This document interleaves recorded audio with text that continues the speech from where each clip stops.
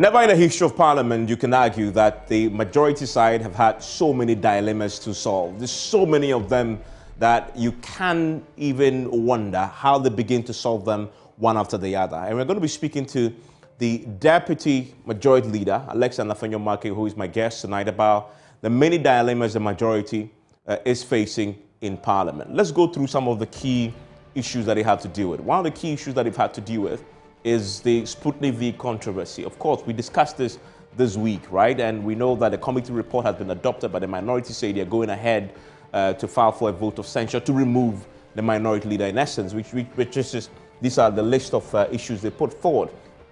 Then there's also today, there's a lot of controversy now in Parliament about the calls for a probe into the COVID-19 expenditure in Parliament, which in itself is causing a lot of controversy. We know that as a result of this call, there is now some form of a very public spat between the substantive speaker and his first deputy speaker, who overturned a ruling that Abamba been made, and today he's attempted to undo it, accusing him of offensive conduct. So this is playing out in the House. The minority side have said they're going to bring this particular motion back. What's the majority position on this? And then we have the calls for a probe into the COVID-19 expenditure, and some of the key things that they've listed here form the basis of that. Now, as far as the probe is concerned, the ruling by the Speaker, according to the first Deputy Speaker of Parliament, Joseph Zawusu, the motion ought not to have been admitted. Those are the words he used, because the Speaker had already admitted it. And his point is that he ought not to have done so. And so he overturned it. As we know, they reversed it. But then there's a major dilemma too around e-levy. I guess it's the ultimate dilemma. It's the ultimate dilemma. Because we know the last we heard of the e-levy, the big question we are asking tonight is a simple one. What is the status of the e-levy before Parliament? It's a very simple question. Because the last time we heard, we were at 1.75, and we were told that the Finance Minister had agreed that they're going to revise the bill and bring it down to 1.5. But since then, we were told they're going to go to Parliament and withdraw what was there and replace it. And then that really didn't happen. So really, what is the status of the e-levy? We'll get some clarity for you on the issue. Related to that, it is this brewing issue surrounding one member of Parliament, that is Sarah Jossafo, the MP for Dom Kwabenya. Her continued absence. This is the reason why they haven't moved forward with the e-levy. We're going to get into all that for you tonight, because Afenyo-Markin is joining me. We'll start from his constituency, by the way, where another issue that has really caught this country and dominated the headlines for the past many weeks, the UTAC strike, has been playing out. The University of Education Winneba, which is in his constituency, was the first university independently to break ranks with the national executive when UTAC say go back to the classroom. We'll get his quick comments on that, and then we'll go into all the other dilemmas that Parliament and the majority side they're having to deal with in the House. Stay with me here on PMS. After the break, we'll be seated.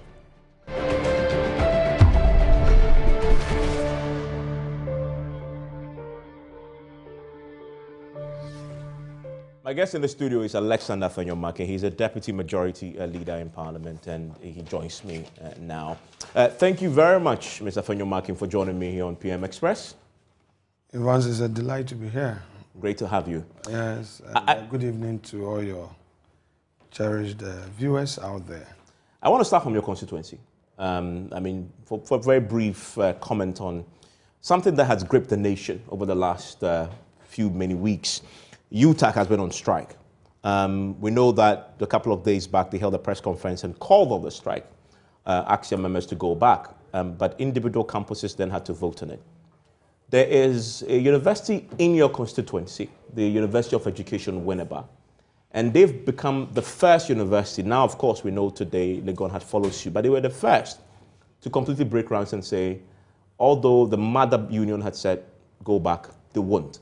And so students are still not going to have their lectures in class in your constituency. Has this come to your attention, and as a member of Parliament, doing something about it? Well, a couple of lecturers engaged me today. They hold a different view. And I'm sure they would make public their views on the matter. Oh, some other lecturers disagree with the decision of the... Yes, some past national UTAG executives past executives of UEW, UTAC chapter, and all that. So I'm sure in the next couple of days, perhaps hours, they are going to make public their views and all that. I don't want to interfere, but that's what they said. But all in all, let me then also appeal to the leadership there that if you read the reasons put out by the national executives, I think it makes sense. So they should do what they can to get their colleagues back to the classroom, whilst efforts are made to resolve outstanding issues. Okay.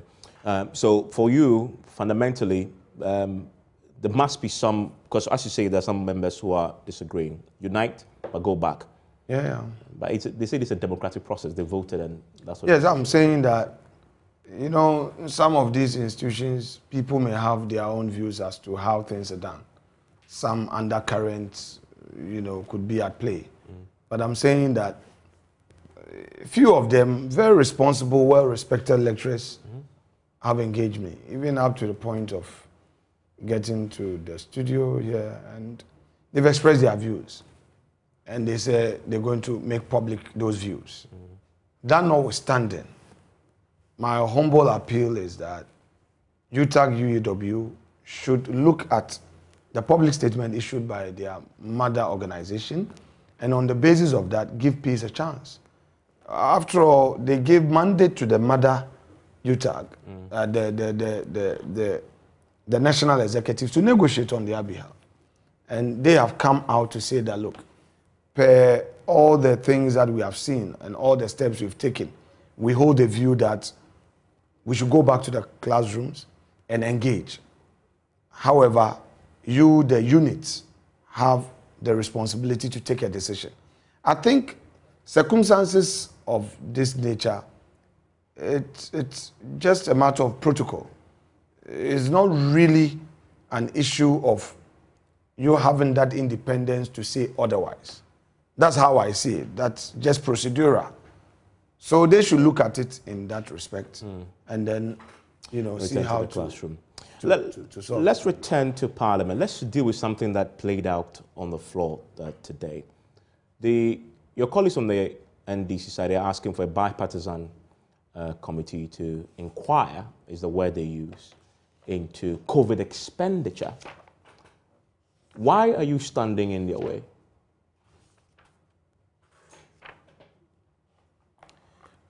Article 187 is standing in their way. And Order 191 is also standing in their way. You see, sometimes I don't understand our colleagues. And, well, we are there in a political enterprise. The ultimate goal is to win. They lost the elections in 2020, and we announced breaking the 8. So from day one, all they've been doing is to win 24. So pure politics, and they will try to carry along the nation. Our duty in the majority is to push back and ensure that we get the right things done. Look, there's no doubt that by a constitutional imperative, Parliament has its oversight on the executive, exercise oversight on the institutions of state and all that. Those are our primary bona fides, no doubt at all about it. But in the same vein, the Constitution has also created some pillars to aid us in our work. So what is really their plaint? All they're saying is that to them, they are not comfortable with some expenditure that were, the funds that were approved by Parliament, how the executive spent these monies. They are not limiting themselves to a particular ministry, but they are saying that the various agencies that receive such approval, they are not comfortable with the extent of expenditure. Fine. Now, if so, what do you do? Or how do you establish an irregularity in expenditure. They say independent parliamentary bipartisan committee. I'm saying that how do you establish an irregularity in public expenditure? You establish an irregularity through an audit. No other means. They must get that straight. You establish an irregularity through an audit. Now, by the same constitutional imperative, there is a body called the Auditor General's Office. There is a state agent called the Auditor General who has the mandate to audit public accounts. They have done their audit, and that audit report is laid. It is referred to Public Account Committee. There is a bipartisan committee headed by the minority, Honorable James Kluge-Aveji, the deputy minority leader. So the interrogation will be done. All the things that they want to know can be found in the Auditor General's report. In today's Ghana, where we have a gift-made system of payment, there is no way a government official, a public officer, can just take government funds just like that, as far as I know. If you peruse the report of the Auditor General and you are not comfortable, you escalate it to the next stage at the plenary. Because after the Auditor General's after Public Account Committee report, the report is laid. And when it is laid, we debate on it to adopt their report. So they can capture any concerns they have on the House floor. Then at that point, we can now set up another committee to look into some of the very things that the Auditor General perhaps had captured and that the agency could not properly answer. But now, if you jump the gun and you say that you want a bipartisan committee, you are creating duplicity. You cannot say that something that the Auditor General would have to do, you now want to do that. For the avoidance of that, permit me to read Article 187(1), 5 and 6. 5 reads. Let me start with 1.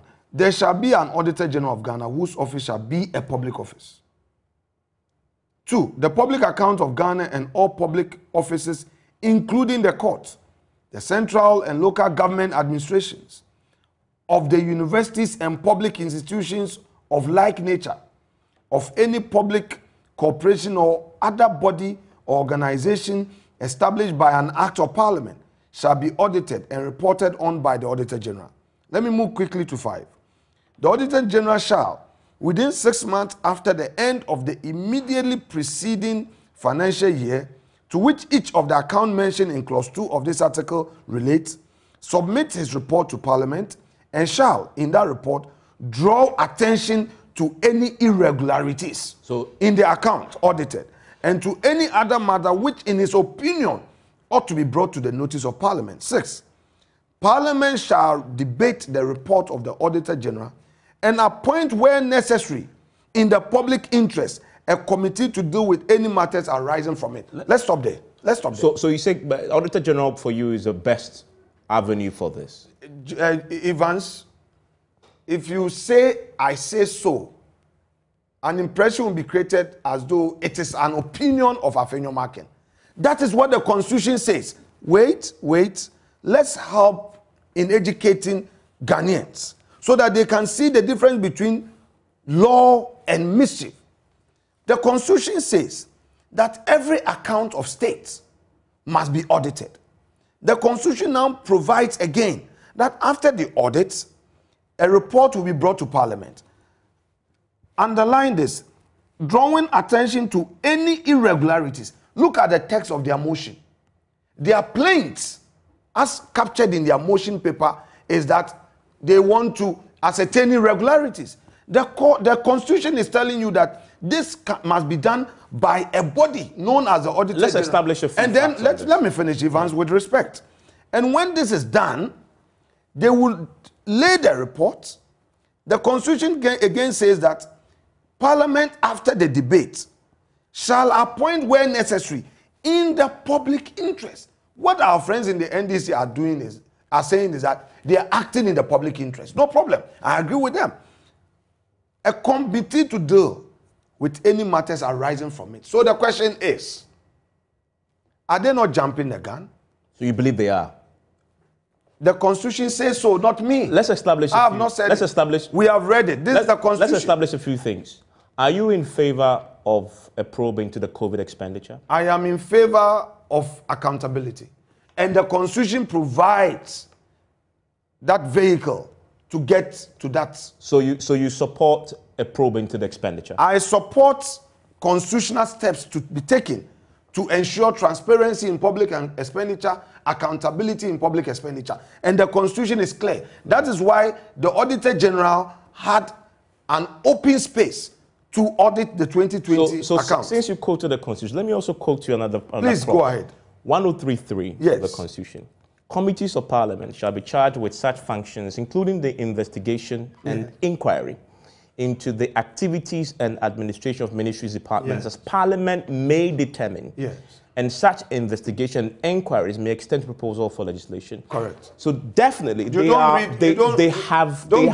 within their rights to make this demand. Very well. Constitutionally. Evans, they are not. But this is very clear, black and white. If they interpret that provision disjointively, they will get into that ditch where they themselves will be confused and they will end up confusing others. Now, the provision in 1876, is it not bringing the same matter to Parliament? You see, procedure and prudence. Parliament, it's a master of its own rules. Okay, so let me explain. And can do this without recourse to the Auditor Master General. of its own rules here as a matter of the standing orders. But the standing orders, go to Article 11. The orders which here is subservient to the must give way to the Constitution. The Constitution says Parliament has the power to do this committee, to set it up. 103, Evans. To look into the matter. 103 and 187 must be read together for the desired effect as put out there by the framers of the Constitution. The 103 is talking about the general powers of Parliament. Now, those powers must be qualified. Something must trigger that power. That mandate, that bona fide must be triggered. The Auditor General's report, you say, must exactly, trigger. Exactly. So, your powers have not been taken away from you. Don't forget, I'm a member of Parliament. No power has been taken away from us. Let me, for the avoidance of that, read again. The Auditor General, that is 5, shall within 6 months after the end of the immediately preceding financial year, to which each of the accounts mentioned in clause 2 of this article relates, submit his report to Parliament. It means that 187 is recognizing our mandate in 103. And shall in that report draw attention to any irregularities in the account audited. So again, our power of oversight, 187.5 is giving effect to it. The Constitution still respects our mandate in 103. That when there are irregularities, Auditor General should not go to the presidency, should not go to the court, but come to Parliament, because the Constitution recognizes that it is Parliament that has the power. Let's move on. And to any other matter which, in his opinion, ought to be brought to the notice of Parliament. Now 6. So you see, there are general powers here that Auditor General, when you see irregularity, don't keep to yourself. Tell Parliament. Any other matter that you think would help in legislation, you realize what you read, that including proposals for legislation, what Auditor General is, the Constitution is saying that the Auditor General must express an opinion and bring important matters to the notice of Parliament. Now the last point, that Parliament shall debate. So, unneeded access to the report and appoint where necessary, in the public interest, a committee to deal with any matters arising from it. So, what is the concern here? The NDC is saying that, well, government got certain approvals, but to them, they are not satisfied with certain expenditures. These things are part of the general account of government. So all that they have to do is to wait. get the report, look at them, because you are not an auditor. Bear in mind that Honorable Kesre Atuforsen, Honorable Mutaka Mubarak has not done any audit. Whatever he thinks he has seen or heard is not the view of the auditor. So if the auditor comes and says that, yes, there is an irregularity, then we can pick it up. Reconcile this for me. Yes, please. In the Sputnik V matter, yes, you chaired a bipartisan committee. Yes, yes. Why didn't you push for this provision to apply in that case? You see, the difference here is that, let me read for you 191, Order 191. The House may at any time by a motion appoint a special or ad hoc committee to investigate any matter of public importance, to consider any bill that does not come under the jurisdiction of any of the standing or select committees. So that's the caveat. The issue of Sputnik, you see, we must always look at the text, the situation. The issue of Sputnik V has nothing to do with Article 187. Why? Article 187. There were alleged irregularities? No, they were not talking about irregularities. But they were alleged irregularities. No, they were not talking about irregularities. They were claiming, among others, that certain procurement did not go through the appropriate procurement process and all that. I'm saying that the nature of it required that a special committee go into it. And we did. It's not the same as the motion that they have today. I need to move on from this. Very yes, final please. question. Today, the speaker was upset, to put it mildly, because of the words he used, that Joe Sowusu had in essence said, and Joe Sowusu said it in his ruling, that motion ought not to have been admitted. But the speaker said he had already done so. And he said today that what Joe Sowusu did was unconstitutional, was offensive, and he's already advised the minority to reintroduce it, use the proper processes to challenge. And the minority have said today they will do so. A quick comment on what the speaker did today and your reaction to it. We have speakership and we have leadership. When the speakers have their problem, they deal with it. I've not gotten there. You don't want to jump into that? I would leave it to them to resolve their matter. Because he himself said he would meet with his deputies. In fact, he told him before he came to the floor and he will meet him again to resolve it. He said publicly that he will meet with his deputies for them to, sanitize the situation. So let's leave it there. You disagree with him, though? On what? On his position. Which position? That the deputy had no business and he was unconstitutional. The man says that he has his views on certain things. That notwithstanding, he holds a view again that it is important for he and his team to meet, to sanitize the situation. I think we have to leave it there. Let's stay in Parliament. Let's do e-levy now. What's the status of the e-levy? What's delaying its final consideration by Parliament? You see, we've had a lot of bad faith and hardline extremist politicking on the side of our colleagues in the NDC. Evans, in all sincerity, when this e-levy thing started, we had a special committee, both sides.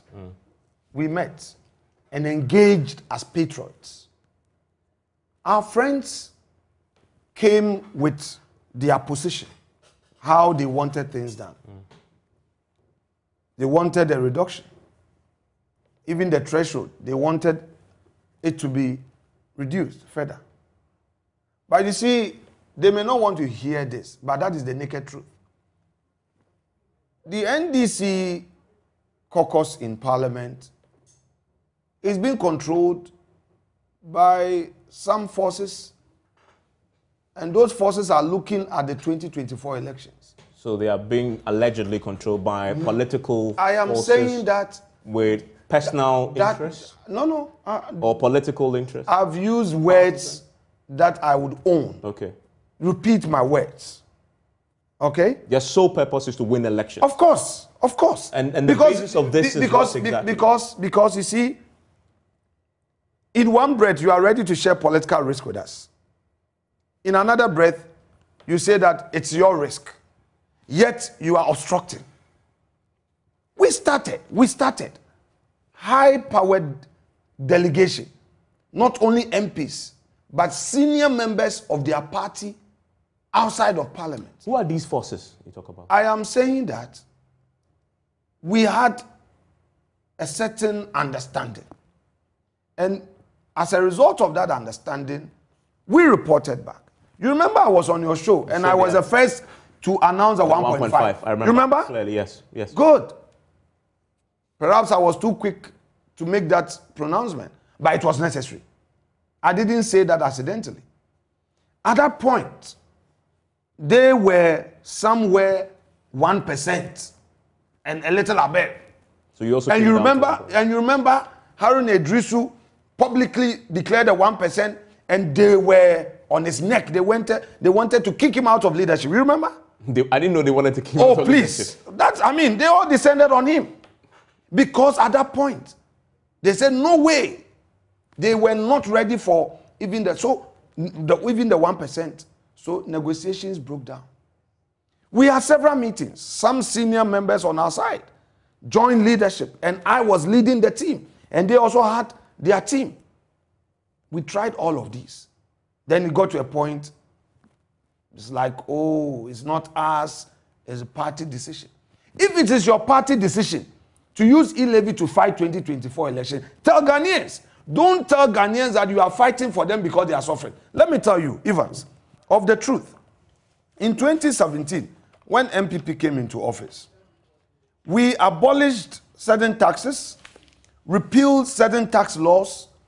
These were taxes that the NDC Just a second for clarity. So when you say forces, you mean the party?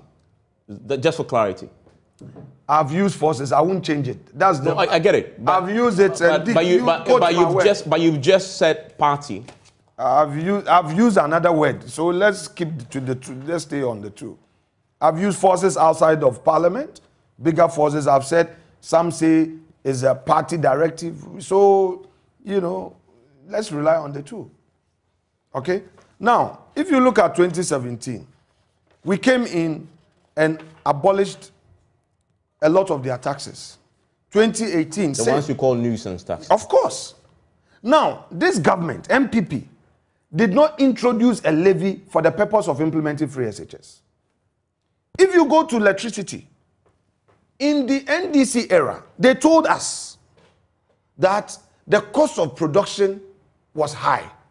Therefore, the high tariffs we were paying was to make up for the costs. MPP came into office. Do your fact checks. We reduced households, you and I, enjoyed up to 17%. Bulk buyers and corporate enjoyed up to 32%. Check the record. You, Joy FM, you do fact check. So I know by tomorrow. It's a matter of record. No, sure. I'm saying that I want us to do. I just want to get the point. Evans, the point of this I'm coming home. Allow me. All I am saying is that if an NDC man comes to tell you that he's fighting e-levy because he wants you to be better off, he knows you are suffering, so he wants to fight for you. Kwamena, I'm saying that man is doing that because he wants your vote. When they were in office, all these taxes, electricity, if NDC were to be in office, our situation that would be worse on tariffs on electricity alone. You don't know that. It's a fact. It's hypothetical. No. It's not hypothetical. Because we came to reduce those rates. Check it. Evans, sometimes when you do that, it helps. Check it. Now let's come to the taxes. The fact that you reduce is factual. Of course. I mean, but the so I'm saying that without the reduction. I'm saying that without the reduction, wouldn't the situation be worse? Yeah, but without the reduction. But that's history. If you ask Ms. I'm making a point. Yeah. And if you allow me to make the point, we'll get to another stage and I will answer your next questions. Come to taxation. All those taxes that we call nuisance taxes, that we abolished, those laws that we repealed, we have not reintroduced them. I'm saying. In fact, you've introduced new ones. I am saying that. Sanitation taxes. I am saying that. E-levy is one you want. I am saying that.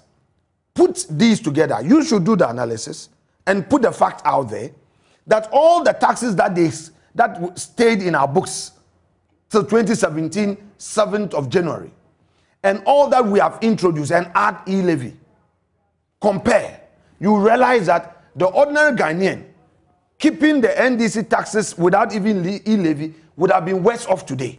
But the NDC will throw dust into your eyes and create the impression to you that, oh, if he comes into office, you'll be better off.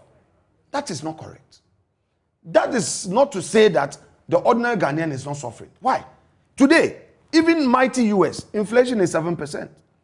Mighty UK, inflation almost 4%.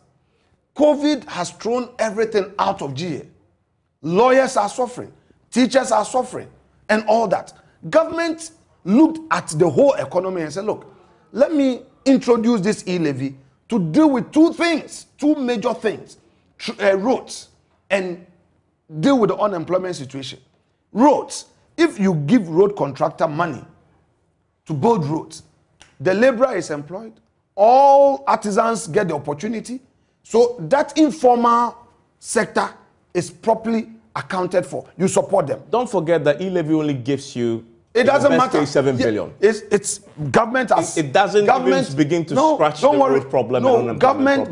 Why? If you have regular, consistent source of revenue, you have 7 billion, and you are allocating 2 billion for entrepreneurship programs, and you are dedicating 5 billion to the road sector, and you are in one way ensuring certainty, because you know that in the year you have 5 billion, you can do a lot with it. And what Ghanaians will then demand is that, okay, we want a transparent system of accountability. Can you have a clause in the law, the e-levy act, which will say that every 6 months the Minister of Finance and Roads will report to Parliament to give an account of how certain roads have been tackled and who the contractors that have been paid and all that? Can we look at the debate in that light? Because Ghanaians are concerned about how their taxes are used. All right? Ghanaians are concerned. That one, no doubt. Do you accept, apart, away from the NDC and the politics, do you accept that as it is now, overwhelming majority of Ghanaians are opposed vehemently to the e-levy? No citizen anywhere in the world will be happy to pay tax. It is a duty of the one in office to explain the purpose. They have. Which, I mean, you have explained so it. But Ghanaians aren't buying that. You accept you may that. not always get the buy-in, but you would have to now take the risk. Take the risk, start it, and show the tangibles that, look, the monies that I took from you, this is what I've done. But to that point, you made a very important point there. Isn't that why Ghanaians are opposed? Because all the money you've collected in 5 years, the argument is they haven't seen it. They haven't seen the benefit of all the money you've collected. And that is why they cannot afford to give you more with the e-levy. History will tell you that imposition of tax is one difficult thing for any government. I don't think, in all fairness, Ghanaians will say that they have seen nothing. I don't think, in all fairness. Some would express their own views, no doubt. But look here, Vivans, we were in Ghana when we were told that implementation of free SHS was 419. The where are you going to get the money from? But you and I know that the government of Nana Addo Dankwa Akufo-Addo introduced and implemented free SHS without imposition of any tax. They took it from any the levy. oil revenue. I'm saying that government did not impose any tax. Government did not impose any levy. Government introduced free SHS at the time that it was abolishing taxes introduced by the NDC. Government introduced free SHS at the time that electricity tariffs were being reduced. Government did so. So that in itself demonstrates good faith. Let me ask you this, back to the basics. Where is the e-levy? What's the status now then? Where is it now? I presented the business statement last week. Okay. I indicated that the e-levy is still on. Okay. We control government business. It's our duty to table it, correct? One of the things that... What has stopped you from doing it so far? I'm coming there. You see, your colleagues would oppose you, but you also pick something good out of the opposition. I wouldn't say NDC has been making noise and noise and noise. You are in government. When somebody is doing something, don't always look at the supposed quote-unquote nuisance of it, but what value does it bring? sometimes somebody must pinch you small. So on that score, I would say that there has been a wake-up call to even escalate, accelerate communication. It has helped because you realize that people did not even understand the import of the levy. So within the period, you realize that the finance minister started, apart from being in Accra and doing press conference, went to Koforidua, from Koforidua to Takrady, Takrady to Tamale, they've gone to Wa. The public education has been ongoing. The MPs have been going around. I am part of the majority caucus. We've sent out our colleagues, giving them facts that look, it's about the roads and it's about the employment for which you've laid out in detail. Yes, because today, Evans, many of our youths who get out of the university are looking for. You've laid that out. I mean, for public sector jobs. Eventually, you have to do this in Parliament. I'm asking. Yes. I mean, you present a business committee, the business. We'll get there. So what is the plan? We'll get there. Ghanaians are. For me, I'm asking. So what happens now? We will get there. Is there a plan? Evans, we will get there. But it's not on the table for We are engaging. It's on the table. We will get there. Because we announced that it will be withdrawn and replaced. No, you see, that the language, that phrase to be withdrawn was misconstrued. You see, we have our own parliamentary language. Sometimes withdrawing and relaying, because of a small error, it does not mean literally that you've withdrawn. The rate was 1.75%.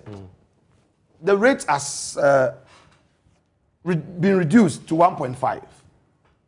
That in itself will require an amendment on the. So we took a decision. Okay, the rate, instead of withdrawing and relaying a new bill which will have 1.5, when we get to the consideration stage, we will simply amend. So it's as simple. So that's what will happen. That's exactly. So when is it coming back? We are working at it. So you don't have a confirmed date yet? No, we'll deal with it. I mean, we are engaging. So I guess the question is then, will the e-levy ever pass? We'll get there. I mean, that's the question I'm asking. Will it ever pass? We'll get there. I'm just trying to gauge your confidence level. It's a major government policy. Yeah. And government is determined to engage.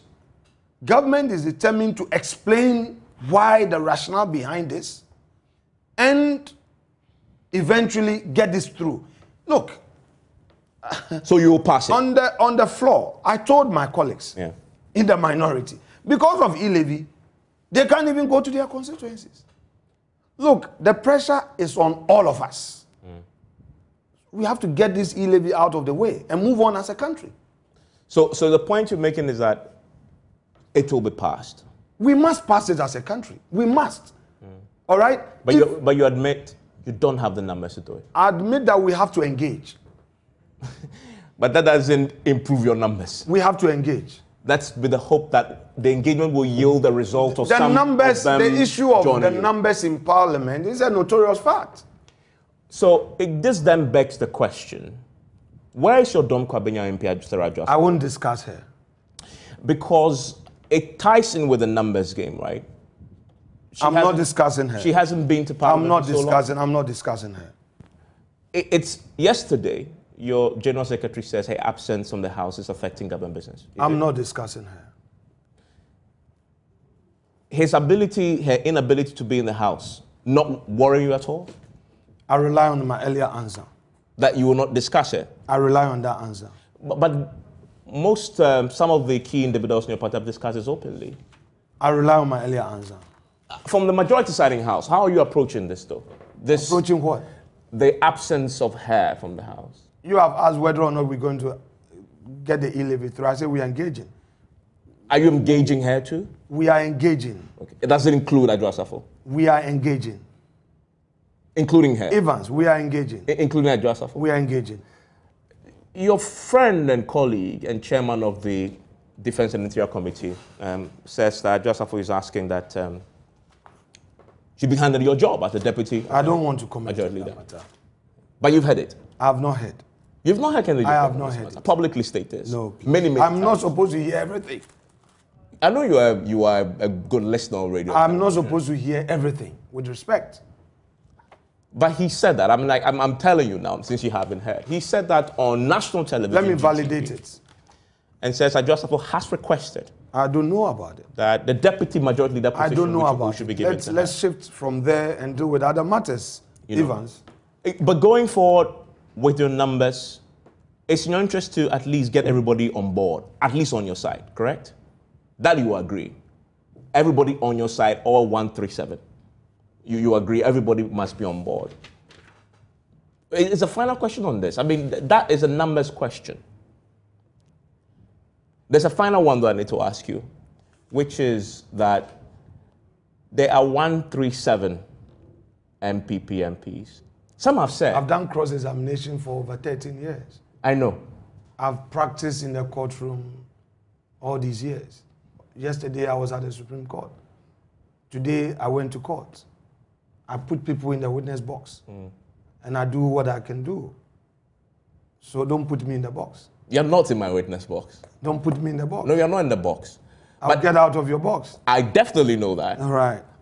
But the question is not about Adjustable. Can we it's not get about, out of... It's not about Adjustable. Can we get out of this area? You've asked. Yeah. You've asked. Yeah. What is the posture of the majority? Our posture is to engage. Our posture is to let people appreciate the import of this levy. After all the politicking and all that, we want our colleagues on the other side to appreciate the fact that we mean well for the country. We've been specific on what we want to do with this levy. Solve the unemployment problem, not 100%, but to give opportunity to those who want to be entrepreneurs to tap into some capital. Most of our young ladies, they need 20,000, 10,000, 5,000 to start some business. Some of our young men, they are done with school. They need 20,000, 40,000. What government is saying, like, unlike previous programs, this time they are linking up with the banks. So that if you have a good proposal, they vet it, introduce a mentorship program, see how suitable it is, so that through the bank, you get access to the funds. Then you can develop your own skill. Yeah. In advanced democracies, it has taken the private sector to get these economies going. That is the vision of this government. We've talked about the road sector. It's a major problem. Look. So, I mean, in my own constituency, as for those I have issues, so much requests for things. All across the country. Go to Parliament. As for those things, over 90% of the questions, you've stressed. With respect to Evans, over 90% of the questions are questions on roads. No problem. But I am a member, I'm the chairman of the Road Fund Board. All that you said actually I'm the chair of the Road Fund Board. I'm the chair of the Road Fund Board. Yes. With respect, it's so difficult to determine who to pay and who not to pay. Yeah, but all that you said... Because the funds coming in are not enough. It emphasizes the importance of the e-levy, at least to government. Yes. Right? What would you say to the critics who have said that the inability to have this passed is a reflection on the leadership on the majority side? And that you simply, and in fact, I've had the minority side goad you and say, bring your numbers. And that you want to find a way of coming back. No, it's no problem. It's a fair question. I've seen your roots. It's all right. No. It's okay. Come back. Come back. What do you say to the critics who say that this is a reflection on the leadership, on the quality of leadership that you have on the majority side? No problem. No problem. What do you say to that? No problem. They are free to say what they want to say. There's no problem. You said the criticism that this is a reflection on the majority. There is no problem with what people would want to see, but the end justifies the means. That is only if you have it passed. Let's look at the end product. That will be the end. Let's look at the end product. Means. That is if you get it passed, right? Well, the grace will favor all of us. I mean, in that parliament, you'll find men of reason there. Apart from, after all the politics, I mean, we know people appreciate the fact that we need to move on as a country. How much responsibility is the majority leadership in Parliament ready to accept for the inability to pass the e-levy right now? You see, you want to stay at one place, navigate, find a way to dig. You want me to discuss my colleague. You want to talk about this. I'm avoiding that. You want to talk about this as if we don't have other equally important matters to discuss and all that, all the good things that the government is doing, the success story of government in industrialization, the digital platforms being created by government, the opportunities that avail. You don't want us to discuss it? No problem at all. If you don't want us to discuss, no problem. We've done 50 minutes of all that. What, 15 and or more. 50? 50 of all that you just said. 50. Yes, of all So that it's you left just with said. the mischief. No, this is not mischief. This is a legitimate It's question. left with the mischief. Because, Evans, I'm pretty sure Evans, you believe. I am not answering questions On e-levy? I'm not answering questions On e-levy? in that direction that you want to take No, me to. I mean, I will not. You don't disagree with the principle of ultimate responsibility, do you? In another context, I'll answer you, but the context that you want to take me to, I will not answer you. Well, the context is simple. It's the context of the e-levy. And the question is simple. Teach me. The question is simple. Yes. So clearly you agree with that principle. And I'm asking a simple question. How much responsibility do the leadership of the majority side take for the inability to pass the e-levy? In a different context, you answer that question, but this is a different context. It's the context of the e-levy. Or you do not accept any responsibility at all. You don't. You are now looking for a headline.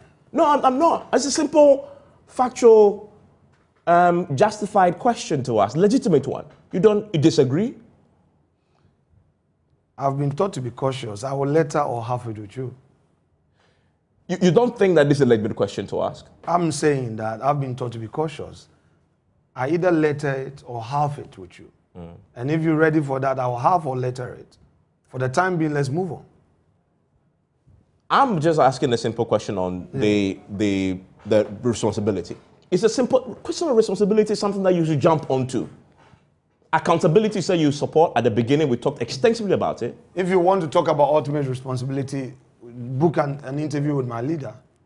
He's overall boss. And discuss ultimate responsibility. I can sit here and talk of ultimate responsibility because there is a leader, there's a big boss who leads all of us. Let's talk about another dilemma that came up last week, and this directly has to do with a committee you chaired.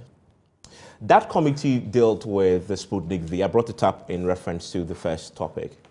Last week you were on the floor on that. The minority had actually gotten their 137 to sign a motion of censure to remove the health minister. You held the press conference shortly after to say that was bad faith. Their point is simple, that a committee you chaired made adverse findings and somebody must be held accountable. Isn't that a fair call to make? Well, in politics, you engage and reach a consensus on a matter, and you are supposed to act in good faith. You can't eat your cake and have it. There had been certain communication between both sides, and we reached an agreement on what to do. It became obvious to us throughout our deliberation that certain funds had been paid to Al Maktoum, of which certain doses of vaccines had not been received. At the time, Maktoum breached the agreement. So our main concern was how to get the funds back. Fortunately for us, we're shown evidence of a communication between the two parties. And before we could end our report, finish our report, the funds had been sent back to government of Ghana. So there was no financial loss to the state. To me, that was critical. Issue of lack of procurement approval, non-approval, and all that. On that though, the minority said that he perjured himself. You see. Before the committee. Listen, that issue. That he categorically told you. Wait. That no monies have been paid. Wait. We played the tape. It became a thorny issue. Back and forth between my good self and my two other colleagues on the other side. So the majority leader asked the clerks to call for the tape. We listened to it together. And they came to a conclusion that the views held by them was not correct. That is how come, yes, of course. Was there a record of this? Of course. Check the report. That is why in the report. I kind of sat here on Monday. Check the report, read the report. You see, we are doing politics, but let's do it with some honor. On this report and the conduct of the NDC, permit me to go by Shakespeare's view in Macbeth, that had I but died an hour before this chance, I would have lived a blessed life. Had I but died an hour before this chance, I would have lived a blessed life. Far from this instance, there's nothing serious in mortality. I say this to them. Okay? I say this to the NDC. For them to turn round and say this about Ajimamenu, it's most insincere with the greatest respect. So had I but died an hour before this chance, I would have lived a blessed life. Far from this instance. I ended there. In the report that I saw, both sides agreed there were procurement. There was a breach of the Constitution. Yes, we never said procurement breaches. I just rephrased. Yes, but you have to make it clear. I just rephrased. We never said there was procurement breaches. There was a breach of the constitutional provision requiring this to come. I agree. Look, you can't run away from a fact. Ajimamenu explained to us. He acted, in accord with the exigency of the time. There were high death rates. He needed to save lives. But soon thereafter, he engaged the AG. He wrote to the AG. It is not as if the parliament wrote to AG for opinion. He himself wrote to the AG and said that this is the agreement. This is what he's signing. He wants his opinion, whether he needs to come to parliament. And he told us, and he's on record, to have said that having received AG's report, advice, he was preparing a memo to parliament. He conceded. But isn't that and we advised. What was our advice? What's the consequence for that? Right. What we told, in our report, we said, in future they have to engage. They have to. Why are you looking at the future when the man has admitted to something in the present? No, he was talking about the exigency. And we said that in future, since there's a health committee, he should engage them so that at least they brief parliament.